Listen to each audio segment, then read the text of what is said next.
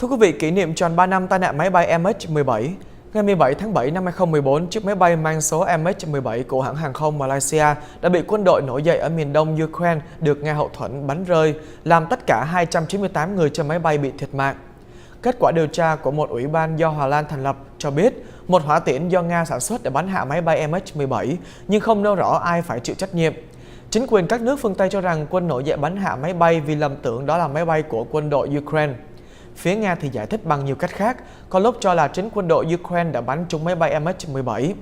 Một ủy ban điều tra quốc tế do Hà Lan đứng ra điều hành cho biết sẽ thông báo kết quả điều tra chính thức vào ngày 29 tháng 8, trong đó mô tả chi tiết địa điểm chính xác máy bay đã bị trúng đạn và loại vũ khí đã bắn lên máy bay. Kết quả này sẽ được trình lên cho một tòa án quốc tế thực hiện cam kết của chính quyền các nước có công dân thiệt mạng trong tai nạn là sẽ bắt thủ phạm phải chịu sự trừng phạt của công lý.